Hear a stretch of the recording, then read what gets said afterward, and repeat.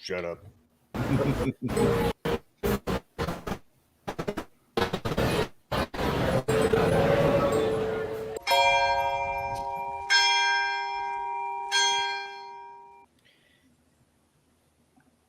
Hello and welcome to News from the Pew on this Friday, May 19th, 2023, where we take the news from around the interwebs and distill it down to make it slightly less frightening. I'm your host, Rick Barrett, and I'm joined as always with my wonderful team. We have Mr. Jonathan Arrington hanging out with us. We have back from California, Mr. Fawaz Yazi, and fresh from, or not fresh from, still apparently enrolled in WITSEC, Steve Cunningham hanging out with us from a bunker of unknown origins. But ladies and gentlemen, we have a packed show for you, so we're going to get right into it. The big news coming out of the secular world would be the Durham report apparently not being the slam dunk that the left thought it was. In fact, going to such a point where it exonerates the T-Man. Let's see if we can take a look at this video from Judge Knapp. Clear now that Donald Trump is exonerated entirely in the entire Russian collusion hoax. Abundantly clear that neither the FBI or seemingly the CIA had any evidence whatsoever of Russian sympathies or collusion by Trump, that the entire premise of Crossfire Hurricane had no probable cause, that the Mueller investigation was unnecessary because it was based on no information. Mr. Durham should have addressed the alleged hack of the DNC by Russian assets because if you listen to the testimony of Bill Binney, Jim McGovern, and other CIA counterintelligence experts who are conversant with the download scientific data, they will tell you online hack never took place. But was blamed on the Russians. He doesn't delve into the Steele dossier as deeply as he should, other than to say that the FBI paid the source of this phony document a bonus if he could find proof for his assertions. Incredible. But heretofore, Judge, these low-lying prosecutions never made any sense. He essentially indicted the guy who drove the getaway car for double parking while letting the bank robbers flee. In fact, it's worse than that. He let the bank robbers come in and testify against the driver in these low-level trials, which prove the conspiracy above them in the testimony of all of them.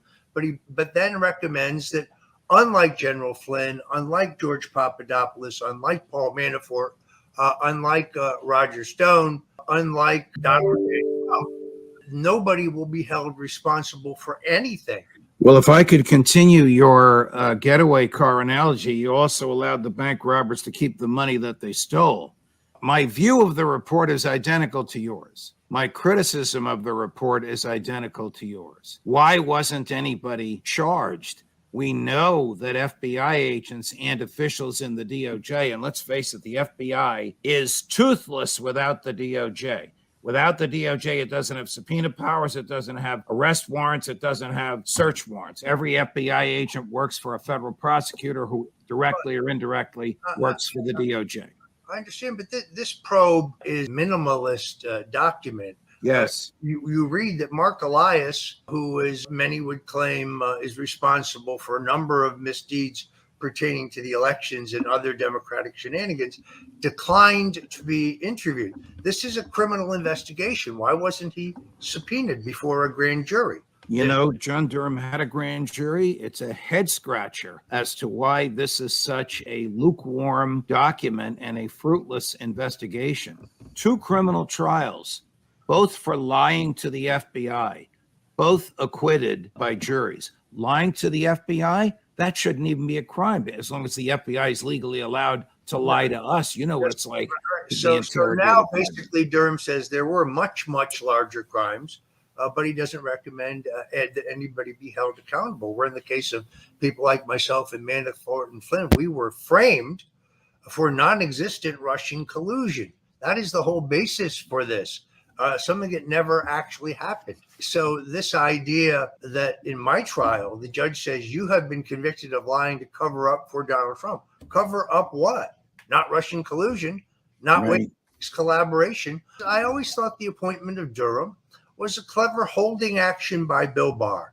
Barr was taking criticism for all of the apparent shenanigans and crimes of the Clintons and their cohorts and the lack of DOJ's interest in them. Roger, it was the Bill Barr DOJ and the Bill Barr FBI that did much of this. Obviously, Durham is just some sort of an effort to cover this over. He didn't produce the bombshell that we wanted. I'll tell you what he did produce, and you'll know why I'm smiling. The origin of all of this is a meeting in the White House with Barack Obama, Joe Biden, Jack Brennan, and Hillary Rodham Clinton, when they decide to use intelligence assets to go after Mr. Donald Trump. And after that meeting is over, Jack Brennan comes up with the idea of, let's use the British intelligence assets rather than using our own. You know what happened? That was revealed. The plausible deniability. Trump was absolutely right. His campaign was spied on. That makes this a scandal much, much larger than Watergate. Watergate was a break-in by a bunch of misguided private citizens, whereas this is the use of the full force, authority, and technological capability of the federal government to proceed on a political agenda that has no probable cause or basis in law. Let me point out to you something else that I didn't see in the document and I haven't heard today, and this is entirely Durham's fault. These crimes occurred in 2016 and 2017. Crimes against Trump, initiation of prosecutions without probable cause, conspiracy to go after political candidate. The statute of limitations has expired. He could have gotten indictments out of grand juries if this report had come out a year ago. This is a win-win for Bill Barr. It's a historic win for Donald Trump, but it's not a vindication of justice. Crazy. Absolutely crazy. The federal government was doing nasty things. So, John, after the witch hunt that it officially is a witch hunt now, Trump was eventually, I guess you could say he was vindicated of that. And just more reason why people should not get so wrapped up in federal politics, because look at the lengths they'll go to keep somebody like Trump, who was a moderate, out of office. Yeah, I mean, I'll just be honest with you. It all of it scares me, not because of what they supposedly tried to do to Trump, but it's just it seems to me more and more like a little game. It's trying to distract us from something else that I keep getting more and more nervous that it's something really much more sinister than maybe even we all have anticipated. And I've been anticipating a lot of bad stuff, but yeah, I mean, none of this really surprises me. I'm not trying to sound, like haughty or ha. I foresaw this. I didn't foresee the exact way it played out, but could have told you this was all just kind of for a show and game. And that's the part of it that scares me, to be honest. I 100% agree with you. The fact that the full nefarious nature of the federal government is being revealed outside of, Enoch, I guess you could chalk this up one more time, my friend, to the conspiracy theorists. It's another notch in the belt, considering all the stuff you were called a lunatic for is now been once again proven true. Yeah, all of us, right? Miss you guys. Good to be back. Jonathan, I agree with you. They might be coming out with this and some red flag to distract us here, and then next thing you know, Klaus Schwab and his guys are further taking away our rights, and they're going after farmers. And John Kerry, I think just yesterday, said that confiscating farms in the U.S. is not off the table for the government. So, they don't have that much time before their agenda. They got 6 more years, so they're accelerating, and they got to keep the circus going, which is politics. But if we're going to take this at face value, and for what it is, they were after Trump. For some reason, they were terrified of someone who would, in my opinion, is just a 1980s, 1990s Democrat. Maybe other than his foreign policy, a lot of his domestic stuff was Bill Clinton and what was it, the American Pact with him and I forgot his name in Congress in the 90s with tax cuts and business friendly. Trump's a Democrat because the Democrats have gone so far left. He seems like he's a conservative, but he's a moderate Democrat, and they went after him. So, what concerns me the most is the fact. Do you remember when in 2016, late in about September, they had the I think the September surprise, November surprise, and they went after Hillary Clinton. I think it was Comey, and it was because of her emails. Well, Comey came out with had an investigation. He hit Control F, and within 2 days, exonerated her. And it only took a couple of days. And here's Durham doing an investigation. Took him how many years? And I mean, the judge was right with what he said. And the fact that not only took him those many years, you could have come up with this report last year when it was closer to the midterms or closer to 2020, when it was closer to, I mean, they suppressed the Hunter Biden laptop and they suppressed this information. And it goes to show you the uniparty would go to great lengths to make sure somebody who was an outsider, who Trump claims to be, I don't believe he's going to drain the swamp. I mean, he had 4 years to do it. He actually added to the swamp. I don't trust anything he says. He's a liar just like anybody else. But the fact that they were going after this guy, and if I can give a Catholic perspective on this, and this is my final thing. My Catholic perspective on this is sometimes we're not going to see justice here on earth. And I think the reason why there's going to be a particular and a general judgment, and at the end, when Christ comes back and everybody will be judged in front of everyone, I think justice will prevail. And sometimes vengeance and justice is God's, not ours. And there's some people on earth that are just going to get away from earthly justice. And I think we're going to allow God to let things play out, salvation history play out at the very end. Judgment will come along and nobody will escape that. So as much as all the big guys are saying, we got away with it, no one's going to touch us. No judge is going to prosecute the big names. Just rest assured that our Lord is going to take care of that in the end. That's the best way. That's the way to look at it too, Fwaz. That's very correct. Steve, your thoughts on this? Just kind of with the echoing you guys right there. It's a nothing burger. It's just it's just a great distraction, a great talking thing that people wants to do. As Judge said at the end, there's the statute of limitations is over. I think it was a 5-year thing, and Barr was a Trump guy, and everyone that's around in this investigation was a Trump, either appointee or a guy or something that was close by, and nothing got done in the 5 years leading up to. So why now? Why did this come up? What's the big deal? I mean, again, you look on quote unquote conservative shows, that's all they're talking about. What is this? We keep saying, what's the distraction? You're looking at this hand, what's coming over on this hand every time? Like, okay, Beck has had like 6 videos on this in the last 24 hours. Judge Knapp is talking about it a lot. You name it. If you go on there, Fox News, I guarantee is talking about it. And who's still watching Fox, by the way? Anybody that your grandma's still watching it? Somebody is. They got about 10 people watching. No pun on that 10, by the way. So yeah, I mean, nobody goes to prison these days. I mean, the whole thing with the whole locking up was going down. What happened during the inauguration breakfast? You can still look it up online. It's on a YouTube video. And Trump goes, "I want to thank my friends Hillary and Bill Clinton over there for coming to the inauguration breakfast." Days after, he's saying, "Lock her up," or that whole line, "You'd be in jail." They're friends. You turn the cameras off. It's like the WWF or WWE now. They hate each other in the ring. It's all scripted out. When they get off camera, they're BFFs. They're hanging out. They're drinking beer. They're working out together. They're all talking like you look at Rick's a big Rock fan. You can watch on how the Rock come to be, and everyone talks about how great this guy was coming up. And then it's a big team, as Carlin said, and you ain't in it. So to me, this is just a big distraction that everyone's taking as you brought up the WF. Somebody I think Fawaz brought that up. I mean, July, they're coming in with the digital currency. I said something at the grocery store to somebody about it. They all know. People know that this is coming in, and nobody really brings it up, especially in our circles. Let's see what else.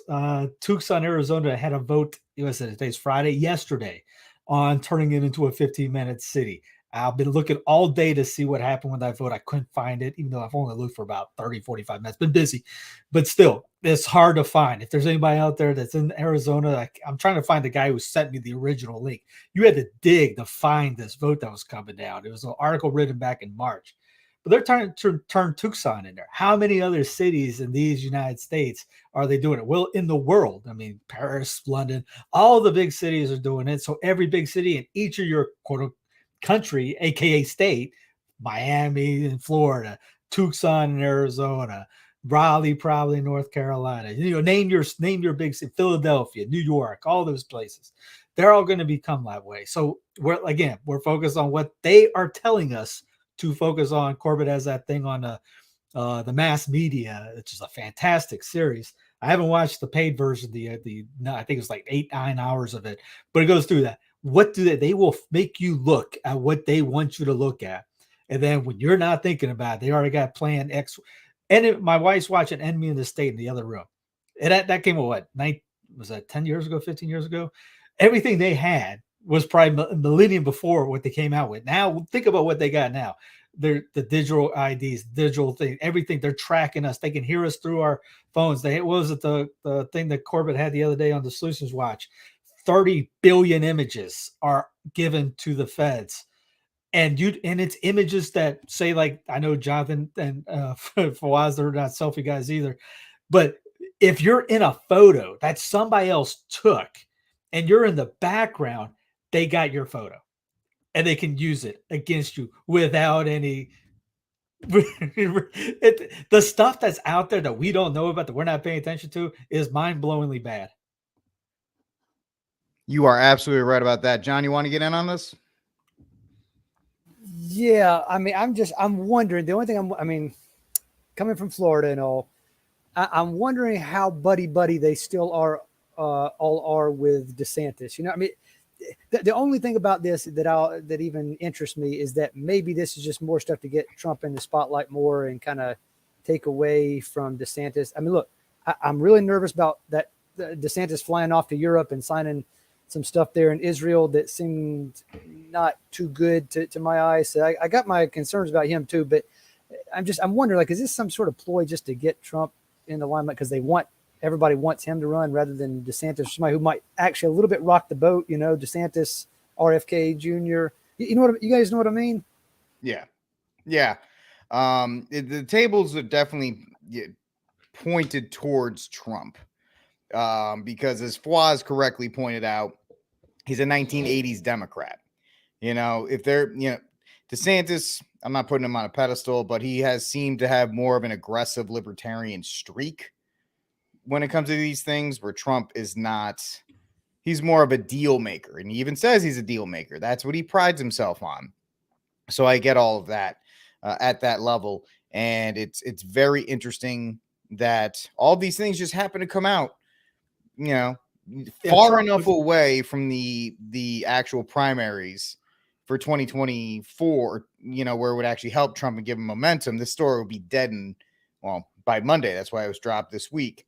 So it won't really help Trump down the line. Like Fawaz pointed out, the Comey, I don't know what he did, where he helped out Trump in 2016 with that weird, like, oh yeah, we're going to do the election thing. So it's very, it's not surprising what they're doing. It's more fodder to keep us in the left-right paradigm and the whole left-right struggle. When we should be looking at what's going on with the states, because we're having more and more stuff happening with the states, both good and unfortunately bad. And so what we've been talking about here on News from the Pew a lot is the fact that, yes, abortion was struck down at the federal level, but that just means you're going to get smoked at the state level. And it's been happening time after time after time at the state level, and nothing's being done about it, not by the church and not by the conservative population or any of these people. So do we have videos or we just have articles, Steve? Just have articles. All right, let's take a look at our first one. And so from the good side, North Carolina tightens abortion restrictions after GOP controlled legislature overrides a veto. This is a good thing. It's a very good thing. You're seeing in places that are actually taking steps to protect life And unfortunately, controversially, on the other side of the coin, you have Rhode Island, which just funded something that will, or just approved something that will make the people in the state force taxpayers, Catholics in Rhode Island. That means you too. Now you are absolutely complicit in the murder of every single baby in that state. You can't get around it now. You can't be like, oh, no. If you are a Catholic in Rhode Island, you are directly funding the murder of children. And and it's something that, and then you have in Montana, where the governor has signed a bill banning dismemberment abortions. This is a win. This is a good thing. And then you have a judge blocking it. So it's pretty much how it goes. South Carolina advances 6-week ban on most abortions. Unfortunately, it says most abortions and not all abortions. Probably a Trump judge. Right. That's exactly. Or George W. Bush judge, one of those conservative saviors that we have. But gentlemen, the fight over what should be a slam dunk, we're just losing time and time again, John. Yeah, we got a couple wins here and there, but in Connecticut, I know Steve and I saw Steve tweeting something article about Connecticut is essentially doing the same thing that Rhode Island is doing. They're all just going full bore into abortions, and they're going to make you pay for these things. They're going to make you worship these things because it's part of the state religion. And it's just becoming crystal clear, John, whether it's guns or it's abortion or it's the mutilation of certain individuals under the age of 18 that cannot be named. It's separating more and more this divide we're seeing. Yeah, I mean, I had an idea come to me too a while back when Steve was talking about going to one of these Eucharistic congresses, where a lot of how should we say, a lot of stuff that would make you think that folks are really beginning on the path to learn things, and they start to hear the good, the true, and the beautiful, and they, they're still folks of goodwill out there, and hey, I like that. Let me hear more. I wonder if kind of a true ecumenical path going forward, if you will, like something to engage with folks who are Orthodox or Protestants, would be just to encourage them. They seem to be a little bit more interested. I get the feeling, at least, in federal and just bigger politics in general, federal and state. So like state governor, that's about as low down the totem pole as they would get, or just, a true a senator or a representative on the federal level is all they're interested in. Whereas, I mean, I hear a fair number of folks at Trinity parishes. I think a lot of times, thanks to things that you guys have said in the past, who are interested. Like some of them will run out after Mass a few days ago here to vote in some local elections that were going on. So, that just might be a point of connection with some of our other. I mean, I got a lot of family, practically all my family really, that's Protestant. I guess I should start focusing on my conversation with them. Is look, it doesn't really matter to a certain extent, who the president's going to be. Let's just make sure we get some decent, state level and local, county and city politicians, and that'll be a good first step. And especially as far as judges go, if you vote on judges in your area, I mean, that, as we can see, that and DAs, that makes a big difference. So just something that crossed my mind, thanks to what Steve's doing on the local level there. I mean, at this point, people have to stop ignoring it. The federal solution flaws is no solution. Yeah, no, I agree with John and Steve and you, Rick. I think what's happening here on the state level, when the Dobbs decision, I think there's about, I want to say maybe 17 to 20, I think 23 out of the 50 states, if I'm counting right, have either completely outlawed abortion or made some restrictions. I think Florida joining the fight, which I don't care what Trump says, that was a great sign by DeSantis. If you could save one life, it's worth it. I mean, I think 6 weeks. I mean, it doesn't go. I think it should be 0, right? So the issue that's happening here is they know how to mobilize the youth, and they're going into these colleges and they're getting the youth out there in droves. I mean, you saw every time there's a pro-abortion bill or a pro-life bill, the line is, a mile out, and it's all college students. They're mobilizing the youth, and what's happening is the conservatives, I guess you would say, people out in the rural area, more adults, early generations, like I believe Generation X or millennials, they're just staying home because they're thinking if Trump's not on the ticket, I'm not interested. They kind of got bit into this lie of this politics and the circus, thinking that we get Trump back in there and then we'll be back in power. And let's not forget the fact that most people are more concerned about the economy than they are concerned about the virtue, well-being of a country. So to them is, as long as Trump gets back in there and my gas is low and my groceries are down, y'all can do whatever you want socially. And that's not how we look at things as Catholics. First and foremost, the greatest crime is abortion. And if we all have to, eat beans and cheese for 10 years because abortion is the number one issue, then so be it.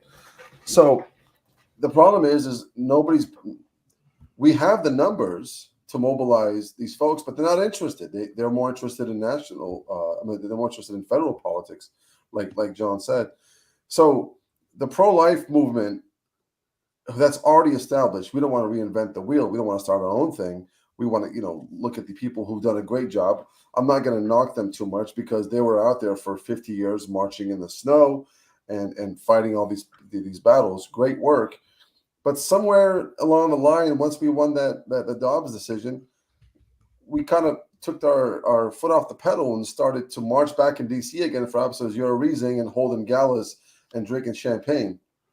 And all in the while that the left is going to all these colleges and they've been brainwashing these poor women, these young women all of these years to thinking that they're taking their rights away.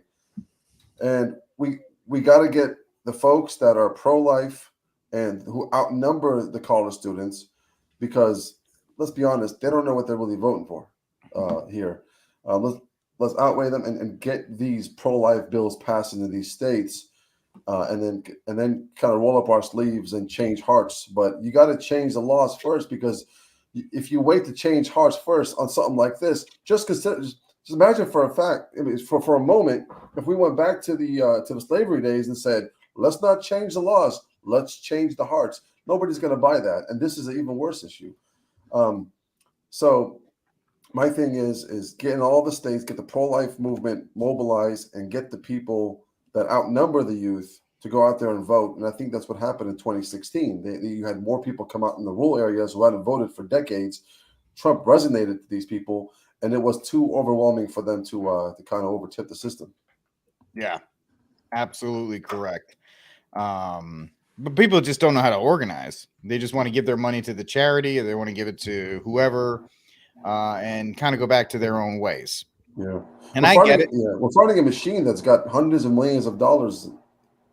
That's another great point. We're fighting against whether, whatever, Catholics for Choice, or they got money for days that they can flood, and they have the power of propaganda. Like you were saying, the college students always lined up. I make this point when they protest red flag laws or whatever the case may be. Though they're storming the Capitol or they're flooding the Capitol. Yeah, even if it's 1,000, 2,000 people in the Capitol, that's a percentage point. It's a rounding error. And even in a state like Tennessee, there's 1,000 people in the Capitol. There's 6 million people in the state of Tennessee. That's not a representation of the actual population. But they'll say, this is what the people want. It's like, no, it's 1,000 kids from Vanderbilt who wanted the day off. So that's what they did. They came over and they're all protesting. This is not what it is, but people look at it and they're like, oh, well, I guess, if these people are good. So we're too easily swayed by the machine. And Steve, this is pretty much, if we're a basketball team, this is your sweet spot, man. The fact that people got to go local and get out of this mindset that DC will save you from your Fed location. Yeah, I mean, I just what I said made me start thinking about when he brought up the slavery thing, because if you look back, you can see that people were just repeating over and over that slavery was dying a natural death. And then what you had, the federal government comes in and enacts something, forces stuff down their throats. The Jim Crow laws, government enforcement. Reconstruction, government enforcement, all that backlash from centralized authority doing stuff had an incredible evils come out of it. So the hearts were, in that sense, the hearts were changing already at that time. And then because you look about it with the Emancipation Proclamation, which that South Park, great line from South Park, the movie. I don't listen to hip hop. If anybody ever watched that before, when that was, all the men were at the front line. So why were there no revolts in the South? Nobody, you rarely hear anybody ask about that. Free men, free black men in the South who, according to the North, were hating everybody that was around them, that was enslaving them, were walking the streets with just women and children around. Why weren't there more right? As Alexis de Tocqueville wrote, the people were living in harmony down there. Just the laws were not on their side, and they were changing. Again, localism even on that part, federalism, and someone had a great line of freedom. They like the word, but they like the ring, they like the sound of it, but the actual practice of it they do not like. And my personal opinion is, if someone wants federal solutions to problems, that's being lazy. Because that's in Rhode Island. I wrote a priest did a sermon the other day talking about Christ tells the apostles, future bishops, you won't die. You hold the snake and it won't bite. You won't kill you. Things like that. And he makes the point: go into the governor's lairs and tell them to their face what the 411 is, what truth is, and things like that. And bring the war to them, in a sense, how we used to do in the day of Ambrose doing it to the emperor. Theodosius was, I think I might have butchered that. How many examples we have of priests, prelates doing that to the local authority at the time. And if they're going to change the state, Rhode Island should be number one on that. It's small enough. I mean, even as Rick brought up, 6 million people in Tennessee, that's too big. I think, was it Jefferson said that a republic, which we're supposed to be a federal republic, is only about 30,000 people. So if that's 30,000 people, to be able to represent people, to govern somebody without being just nutty, in a sense, then we should have, hey, how many Catholics forward those photos around? Look at all these republics. Look at all these republics. Look at all these republics. All these small little dynasties, kingdoms, all over the place. And that was, again, after French Revolution, one nation. Everyone got that one nation thing. We love the yesteryear things, but we're not ready for that. Nobody wants, they like talking the game, but they don't want to play the game because it's not sexy. All of a sudden, no one knows about the kingdom of, I don't know, we'll just pick some little kingdom in the middle of old school Italy. Liechtenstein. Yeah, who is the Duke of, what? Who? No, they want to be the emperor of the world. And it's just like things like this. I mean, the whole thing with North Carolina did, I talked about last week, is like a lady switched over, got the super majority, and they've been ramrodding good anti-woke stuff, in a sense, killing the trans bill, killing trans movements in the area.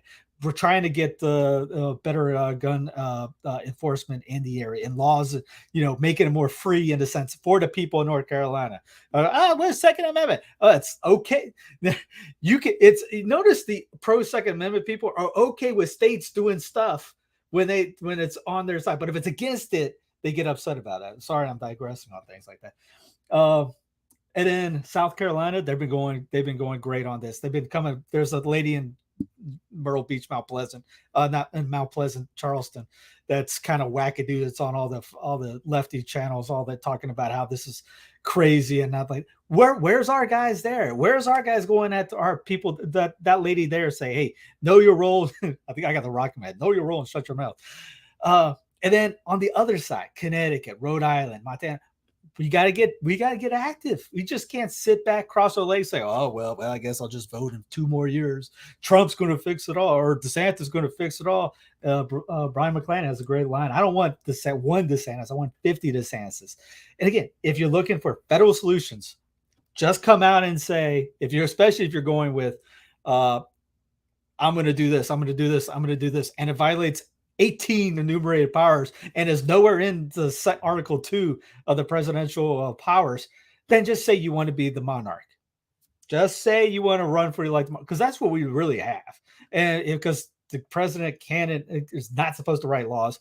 Yes, they have executive orders, which is an abuse that's been going on since, was it Bush that started big time? Bush Jr. really did it massively during that. But then the next guy did it, and then the next guy did, and the next guy did more, and the next guy did more. And it's going to get worse and worse because we do have an elected king. And Franklin warned about that at the beginning of that. Not saying, hey, I'm a Ben Franklin, Hall of Fame, throw me up, I'm his number one fanboy. But that's what he said. You're going to have rule. There will be your rulers. The guys that are immoral and the guys that are looking for power and greed. They will be your rulers because of this. And because look, how many guys like J.Q. Adams, he went from presidency to back to the House of Representatives and didn't make a dime, died in debt. You see anybody? Obama, he didn't go back to anything afterwards. He got a Netflix special, book special, lives in the Hamptons, lives in a great big. No, the guys at yesteryear ran for president. They did, or got elected president. They probably didn't want to do it most of the time. I think Washington only did he did the 2-term and gave the power back. I think the Gutzman says that somebody wrote about him going at that time saying, man, that guy really is the greatest person in the world because he had all that power and then gave it back. The order to Cincinnatus. J.Q. Adams, like I said, his family was like suing the government saying he spent all his life for you. And you want money from us? He's broke. We're broke because of what he did. You're never going to hear that from anybody running for any of these big seats. Then you go back to the state seats. They don't they don't have extravagant. They might make a little bit more than the normal Joe maybe, but they're not making bucos, millions and things like that. They're not getting these kickbacks like you do in D.C. And they live in your neighborhood. That was that line of Charles Carrollton. If you get the book by The Last Cicero is the name of the title, and there's a scene from there, and he was not allowed to run for government because he was Catholic. That back then, Maryland, you couldn't be Catholic and hold office, and they didn't like a vote. They didn't like a bill getting passed, and they put the bill in the coffin, brought it up to the guy that was pushing the bill, had a big party for it, shot the coffin up, and left the coffin for him to pick it up the next day, and magically the bill didn't get passed. Not saying that we got to go out and take some AR-15s and shoot them around and shoot up a bill in somebody's front yards, but things like that. You got to get active. There's people from Colorado calling me up. They love the podcast I did on the book on Christian social principles and being able to get little like the communists did, little cells everywhere. And they one guy told me, I don't want to leave. This is my homeland. Colorado is his patria. South Carolina, North Carolina, that's your patria. Georgia, patria. That's your country. Not the thing that isn't a country and never was a country, and we just start calling it because after Lincoln did it, that's when I just started ramrod of propaganda, and we're indoctrinated with that from the beginning. It's something we just got to rip out of our head and start saying, no, this is a republic. The country is where I live. The patria is my homeland. Because if you break away from the Union, what's your patria then? Is it the United U.S.? That's not a country. It's a republic, like the European Union. If Italy leaves the European Union, it's still Italy. If South Carolina leaves the U.S., it's still the U.S. It's still South Carolina, and the rest of it's still the United States. If you want to live in the U.S., move to the U.S. Why would you want to? And there's no chance in God's green earth, no matter what anybody wants to compare David and Goliath to fixing D.C. Back to you. Yeah. So, I mean, that's a pretty good explanation. Look, Florida just banned CBDC, and so did Indiana. Mm-hmm. Okay, who's doing it? You're not. If you stay in the federal ideas, you got the Fed. You got to get rid of the Fed. I want to see a candidate talk about getting rid of the Fed day one, but that's how you protect yourself. The governor's supposed to protect your state. And DeSantis, he can't do what he's doing in D.C., but he can do it and do it well down in Florida. Yeah, I mean, you can look at my state. My state's being overrun right now. And Greg Abbott put up a bunch of barbed wire and had the state police go to a couple different places. And now he's bragging that, they're stopping immigration when all that's really taking place is it's just moving down to El Paso, and El Paso is being overrun and flooded. Yet we're still seeing that. And what do we care about? We talked about the border for 3 days because Title 42 or whatever was ending. So that was the big deal. But now they're like, oh yeah, it's fine, even though it's not fine, because it takes away from the discussions about all these other things. And we don't have any of that, but we know that the Pentagon, I don't know if we talked about this, you talk about the Pentagon has an accounting error. Yeah. That's going to free up an extra $3 billion for the Ukraine. And the reason they gave this is it's I think it's an inflated valuation of the weaponry that was obtained from the U.S. So we have that, and it's just another $3 billion that can go that way. And Office yeah, Space became reality. yeah, it really did. It really did. They put the period in the wrong place. They put the decimal point in the wrong place, and all of a sudden, It was a Monday detail. One day, yeah, that's detail, it. yes. That's it. They didn't think it was going to happen so fast. They didn't think it was going to happen so quickly. Grab your red stapler if you're in the pentagram. At this point, that you might as well give them a red stapler, because we're giving them every single other thing that'll work with that. And then we have that issue. We have this issue. I'm sure you watching, there's things happening in your state that you're going, why isn't this being addressed by my governor? Or why isn't this being addressed by my state legislature? Because they're too busy fighting over the trough of money from the feds that's being sprinkled out. It's a big people problem. I mean, I saw people that your favorite person's running for a president. They go, legalize raw get to milk him next. Yep. I was just saying. I saw that of somebody else. Legalize raw milk. Seriously, I love it. That's a great. Raw milk is fantastic. Are you telling me that's your thing? That at the centralized federal level, you want them to get in your kitchen? How's that working for the last I don't know how long everybody's been alive? I mean, they have stuff now, Steve, where Walmart will deliver your stuff into your kitchen. Like you can order from Walmart and they'll actually go in your house and put it in your fridge. And I'm the paranoid person in me. I'm like, there's no way in hell I'm letting somebody from Walmart walk into my house and stock my fridge. Or you got your refrigerator will tell you what you need to order, and it's all in the dark web. Yep, that's right. That's right. That's correct in that regard. But yeah, let's get to our next topic, which can be controversial or not, but that is the announcement of Mr. Taylor Marshall, who is going to be running for the presidency of the United States. He even had an announcement. So let's take a look at said announcement. On the Christ the King platform. Do I expect to win? I can't answer that question, but I think we need a candidate who comes out and says abortion should be illegal, no-fault divorce should be illegal, contraception should be illegal. We need a Christian culture in America. We don't need secularism. We don't need strict separation of church and state. We need a candidate who's going to say that. No one on the Republican GOP ticket's ever going to say that. So I'm going to run and I'm going to say all those things, and we'll see what happens. MA Patriot says, you've got my vote, Dr. Marshall. All right, I already got one vote. I'd vote for you, and I'm LCMS, Lutheran Church, Missouri Synod. When I'm running on a Catholic platform and I got a strict Missouri Synod Lutheran voting for me, that's legit. Here's another vote coming in. Got another vote from Brendan. I got another vote for Joe. I mean, I've got at least 10 votes in America right now. One God, world without end. Amen. Tay 24, John. Oh boy. So here's the thing I'll focus on, because I'm a words guy. I'm a nitpicker about words. All right, we need a culture, right? Where does the word come from? Colere. I cultivate. Okay, I make stuff grow. I care for it. I'm sorry, but I don't want to rehash something that Steve has covered thoroughly for us, but you can't do that on a federal level for 330 million people. That's not how it works. You grow a culture, cultures. I mean, just think about cultures, even that you're using as far as like bioactivity.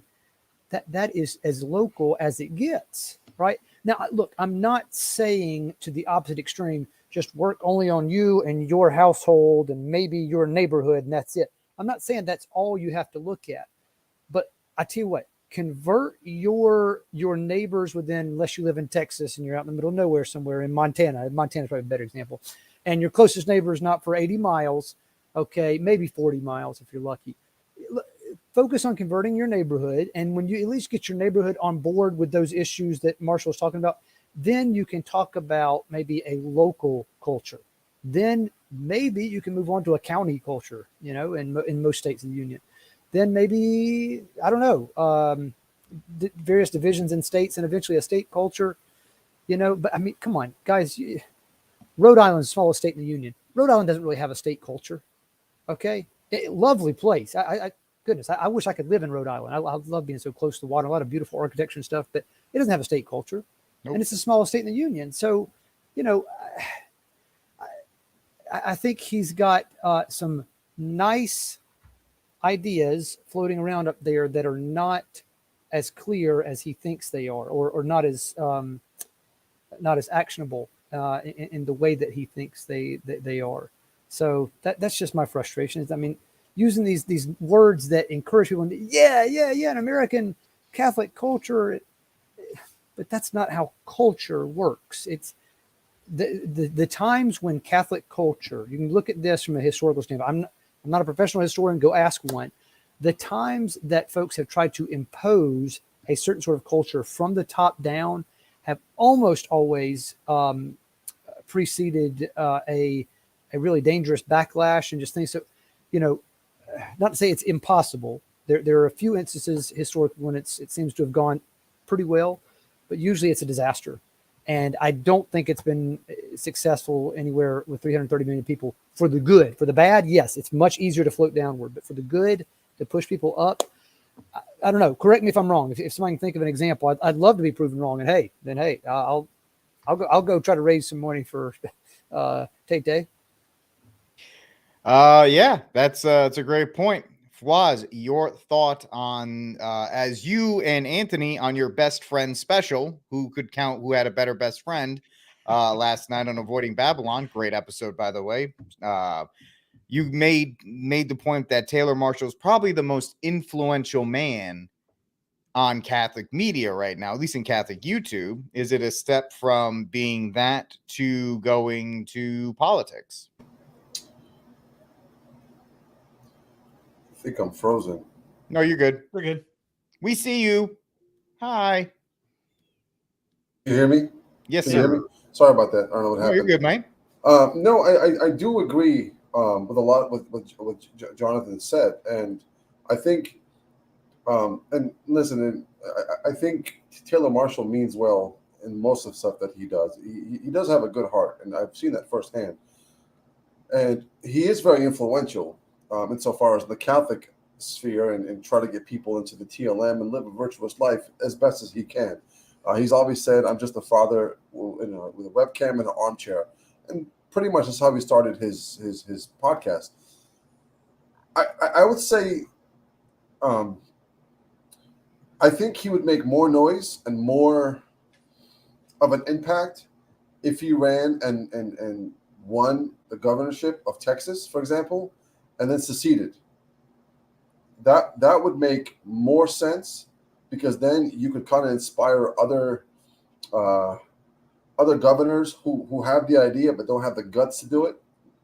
Marshall has nothing to lose, and then he could make Texas a Catholic state, and then if the fruit go out of that, then you could get more states to do what they're supposed to do and secede and like Steve's been saying, become its own country, because what it is, it has its own state laws, as a state constitution, a House of Representatives. So I think in that way he'd be more successful and more impactful than going straight to DC with no experience whatsoever. If a miracle happens and he ends up winning, which I don't think is going to happen. But let's say you get there. I mean, the Schumers of the world are just going to eat you alive at this point. They have so much experience, so much power, so much pull. I mean, Trump, who, was never a politician, he is now, got in there, tried to pass a tax cut, failed, learned the game quickly, and then he adjusted and then got the second, the second bill passed for tax cuts. So getting in there with not much experience, no experience, it's going to be tough. You're going to be eaten alive. Now, where I do think that Marshall has a point here, where I think that it could work for his favor. Now, number one, I don't like seeing all of the traditional Catholics coming on Twitter talking about, I'm going to be in this cabinet. I'm going to be. Number one, when you're saying that, you're not taking him serious. You're making it as a joke, and you're telling everybody what you actually think of it. without saying it. Number two, the good thing about what he's doing is the same thing that I think that DeSantis is doing. What's the Indian guy's name? Is it Vivek? Yeah. It's something like that. Yeah. Something like that. What I think We'll give you he's that. doing, what he's doing, what Ron Paul did for Trump, for example, what Ron Paul, the grassroots that he started. Sometimes you need somebody out there to kind of shake the political system, to kind of get people to think like, people thinking, listen, I'm never going to vote because I don't think any of these guys are moral, right? But then you get somebody like Marshall, who could maybe, if he has the right campaign, you get maybe Steve Bannon behind him, Jack Posobiec, some of his friends, Chris, Kirk, Charlie Kirk, whatever his name is. You get these guys to kind of, in a way, endorse him and his ideas, and then he starts getting maybe 3 to 5 million Catholics across the country are saying, you know what, I like his message. Now we have leverage. We have something to bring to the table. Even if Trump is a nominee, we can say, hey, you want these 3 million voters? We got to start compromising. We got to start changing some of your moderate ways if you want our voters. So in a way, he can create some leverage to get in there. They're not going to solve anything because it's DC. But as me in my conscience, if I really want to vote for somebody, as a president, which is my duty to do, my conscience doesn't tick. I can't vote for Trump, like in my conscience. I don't think, the guy's, his personal life is horrible. I think some of his policies were not great. Him attacking DeSantis on the 6-week bill. It's like, how can I vote for someone like that? Obviously, I can't vote for him. I can't vote for Biden. But if we clean some of these things and we had a clear Catholic message and we had leverage to compromise, we can get somebody in there that could do a good job. But I personally think him running for the governor of Texas, and he's got a better chance of winning that because there's a lot of the Diocese of Texas is pretty large. You can get some pretty good Catholics coming out there for you. If he could win that, he could secede and then give power to Texas, and that would make a political explosion. And next thing you know, other governors are saying, if he did it, I'm going to do it. And Cameron just won the nomination for Kentucky, and who was going after with Kraft. And Cameron's not great because he's a McConnell boy, but we got Bashir right now. So I'll take Cameron over Bashir. So, but I think John was right. So that's all I got. Can't hear you, bud. Yep, I'm muted. I know. I was just checking to make sure y'all were paying attention. You're welcome, Anthony, for the shout out of your best friend special. But yeah, Steve, your idea with all of this, because I think Vlaz actually put it together very succinctly on all of that. So I'm sure you can just piggyback on that. Yeah, I mean, it's just like I said, if you heard me before, I don't vote federally because it's worthless. And we know this from the last couple of votes. What happened in 2020? And if we don't think that it didn't happen in 2020, 2016 was the first pure election in the history of elections, then you're smoking something that passed me the hookah pipe. But yeah, local is the way to go. And if he had a good, but let's pretend I'm for a federal issue. Like, all right, Taylor, this would be something. How about you could get the atheists tomorrow? And we're talking about the secular guys that want limited government by using a Ron Paul stance in the sense of limited government in what the Constitution says. Mike Church had a great a little segment on this. He goes, here's my advice for him without them asking for it.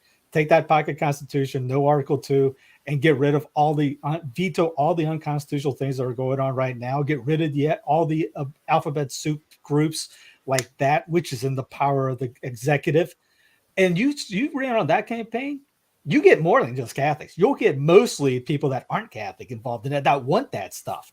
When I ran back in 2010, I was getting people from all over wanting to vote for me, but I was just in the city of Columbia and a little sliver of it. Why? Because I was talking about breaking away. And everybody and their brother wants that outside of the big cities. So yeah, when Faraz brings up the whole Texas thing, you bring up a Texas and have a standoff with Alliance, like making Texas independent, you immediately get the Texas independence movement on your side, and they've been kicking butt the last few years.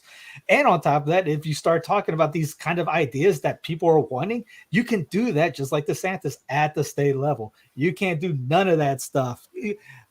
Great that you want to ban contraception. Great, all for it. There's guys in Arizona want to do that at Arizona level. Rick Santorum talked about doing that when he was running back in 14, 15 years, 16 years ago. There's been guys that have been talking about this for years, and they haven't been able to get it through. One reason, Big Pharma runs DC, as RFK Jr. has talked about on episodes like with Cheryl Atkinson. He mentions how they are basically in charge of that. If you go against one of their baby pills, they get somebody on the street meeting you like, hey, you want to go swim with the fishies? It's at that level there. You're not getting thin if you're going to be against those guys. Like I said, Trump got in because he was supposed to get in. That was no thing about people voted him. That was an illusion. People now think, hey, my vote matters. It doesn't matter. Go back to The Rock. It doesn't matter. No, it doesn't matter at all. And you could have all these guys running. They're going to have Trump versus Biden at the end of it. Book it. I'll put the car up for it. It's going to happen. And yes, hey, is it good that someone's doing something? Yes, great. I tell people all the time, you got to do something.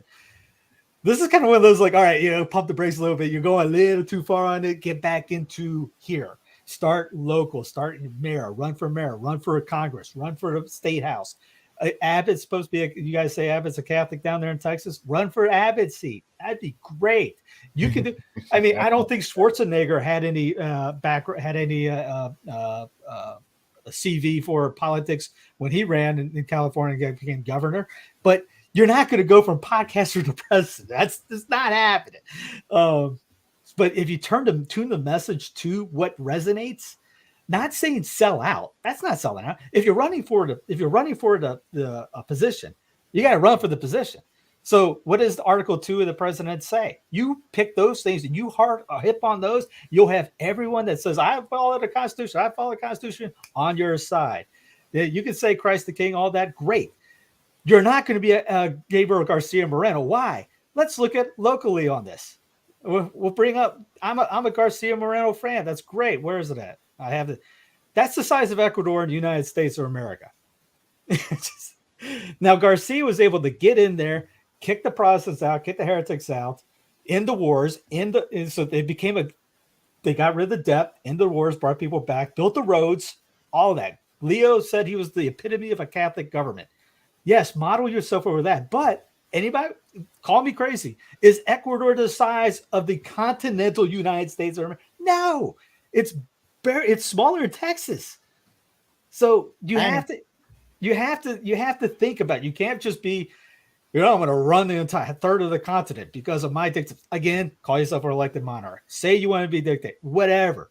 But even in the republics that we love and cheer for and all that, they're not the landmass that we say, oh, America is the biggest. We're Americans. What is America? I'm a South Carolinian. I love it. I'm in a foreign land in North Carolina. I'm in a different country. I saw somebody said they can't run for VP because they're not American. Garcia Moreno called Ecuador America. Technically, you're in America if you're in Canada. You're American. You're just in Canada of North America. The United States doesn't have a trademark on American. You have to be in the United States to be American. It's one of these things no one thinks about. The Pledge of Allegiance, one God, one nation under God. That's baloney. That's written by a socialist, by the way. So if you love that, congrats. You at least love some socialist propaganda. You've been sold on it for a while. We're not one nation. And if you want under God, great. You can consecrate the state to the Sacred Heart like Garcia did and do it effectively and do well with it and have the bishop in that state with you. Probably it depends on the bishop, obviously. But that's how you win. You win by getting the little ones and bring together. You get one win here, one victory here, one victory here, one victory here. All of a sudden, we take over the land. Now, if you just don't write it off and just win magically, whimsical out, and then you got to be vigilant every year. Not as the number one thing. Politics ain't the number one thing. It's part of the program. But if you're running, if you have good men, and Taylor does New St. Thomas Institute, which is great. I've been on that since it started, and other things like this. Education is key, and education with my Sons of Fidelity, New St. Thomas Street, New St. Thomas Institute, and other guys, helping out, educating the people. People are getting smarter and more lively in the faith and things like that. They eventually run for office, just like Carlin said. These guys just don't come out of a wormhole. They come from our neighborhoods, our lands. We convert our people, our neighborhoods, our neighbors, our citizens around us. People, our friends, families, things like that. Which salvation is the ultimate thing. Those guys eventually run. Somebody runs for something, dog catcher, school district, whatever. So you got like-minded people in all these specific areas in government. That's how you win. Yeah, I mean, that's really it. You can't really say much more besides that. And honestly, yeah, we poke a little bit at Taylor, but the guy, if he's thinking about it, then you're gonna get poked a lot more. He's coming from a good place, Well, if anybody thinks we're poking, he's going to get poked worse if this is legit. He's going to get on the debate fields and things like that. I will throw out that it could be like a lot of people do, and this is not a bad thing, by the way. A lot of people say I'm running for president, and they run for a couple months. They go on some shows, they promote who they are, they promote their quote unquote brand. Once again, I'm not slighting. This could be a thing. And if it raises Taylor's profile, if it gets more people to watch his show, maybe on YouTube, maybe he brings more people in that way. There could be a way to, maybe they buy his books, maybe they buy Infiltration. Maybe he gets the attention of lukewarm Catholics and then he brings them back. How many of us have talked about watching Taylor's stuff here and there, and it along with Sensus Fidelium and all these other things, and it helps change our attitude towards it. If he's using it to raise his profile to spread the message of the good, true, and beautiful, then I don't think any of us can say it's a bad thing that he's doing it. Politicians do it to sell books. Politicians literally do it to sell books and get on CNN as former presidential candidates. So if Taylor wants to do it to raise his profile so he can, sell books on the Catholic Church and bring people awareness to that, and so people go to his channel and then they get into, once they go down the Marshall rabbit hole, it extends all into Catholic YouTube, and eventually 4 years later they're watching Avoiding Babylon. It's a free world, so it's a free world. Anybody can sign up. You just got to raise $5,000 in 15 days to get the nomination secure on that. So you can do it. It's all as long as your own money. You can do whatever heck you want with it. That's right. I mean, if he really wants to do it, I have no issue with it. And I think it's going to be something that he's going to need to do, and fine. Like, absolutely great for him in that regard. So I don't think it's a bad thing, and he gets a little bit of a pop. So good for him. All right, looks like we went through all our topics here, so it might be time for the Cry Room. John, saint of the week in Cry Room, buddy. Well, Cry Room, certainly the lady from Fox News that came out and was bad-mouthing Tucker after the fact, but I think she humiliated herself in Fox so much. I forget her name, but one of the higher-ups this past week. Somebody sent me a clip of it. And she's so inconsequential that I can't even remember her name, but some Fox lady higher up, maybe a wife of somebody who was higher up, something like that, coming out trying to badmouth Tucker. Can you come back for me for Saint of the Week and give me a second to think? It's all my mental energy spent.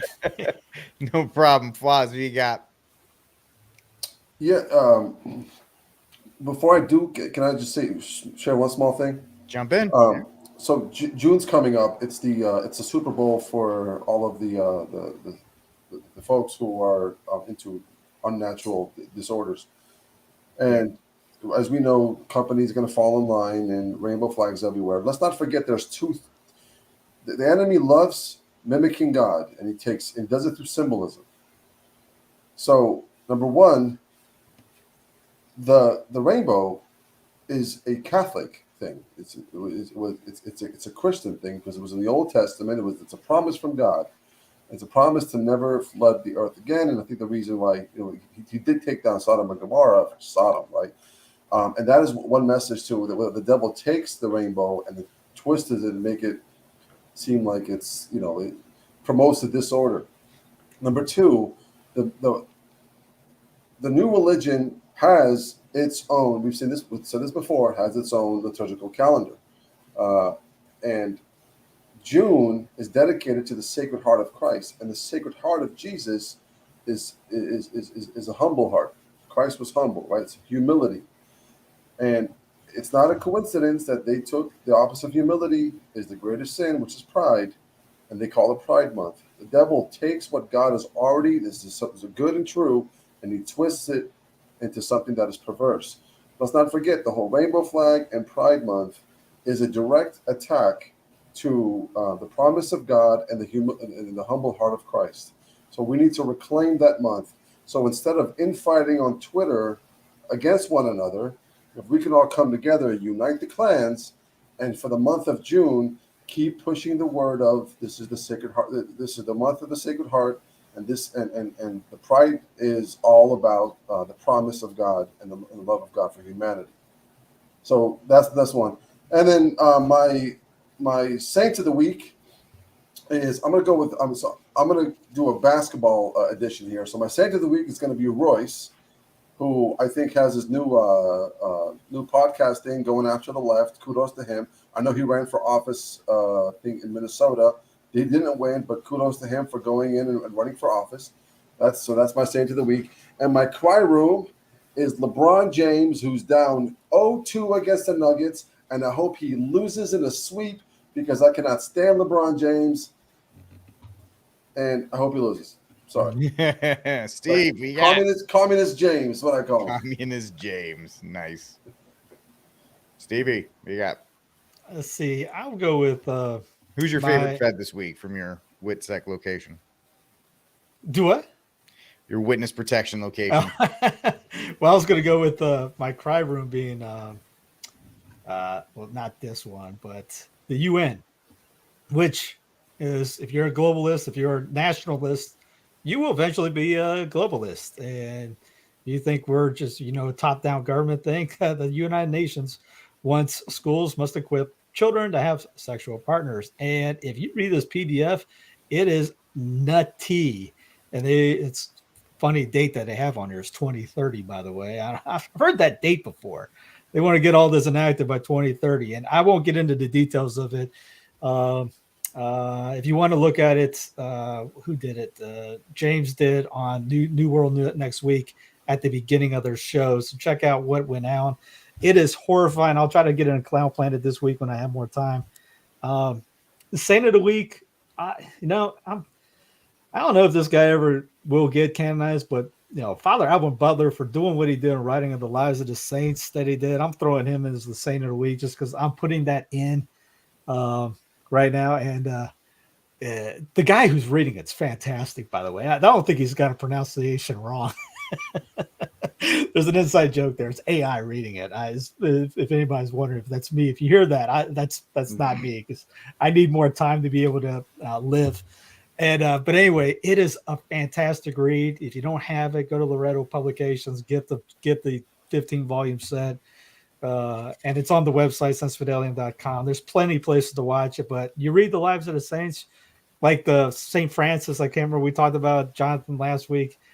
Like we talked about obedience. This guy was preaching on the street and effective, and his authority told him not to do it anymore. And he didn't yell, he didn't call them names like certain groups have been, certain groups do, and there's certain conferences that have priests that do that, and they just say the worst things about the priests and bishops. And you wonder why we're not getting any improvements and things like that, is when we don't act piety, no matter what happens. You take it on the chin, you turn into an effeminate little you-know-what and start crying and bickering and calling people names, or you man up and keep moving forward. That whole Rocky line. It's how hard you can hit. It's how hard you can get hit and keep moving forward. And we in the Trad Moon did not like getting hit.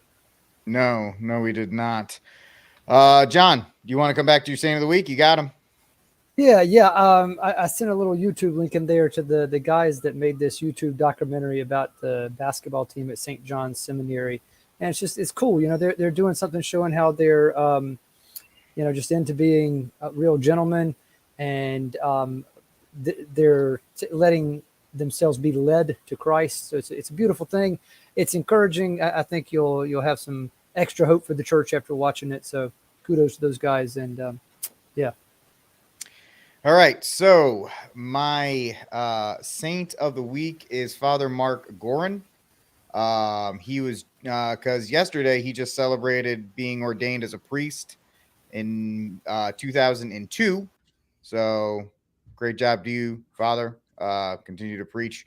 My cry room is Ford Motor Company, who just came out with the Gay 4 Ranger. Legitimately, you can look up that.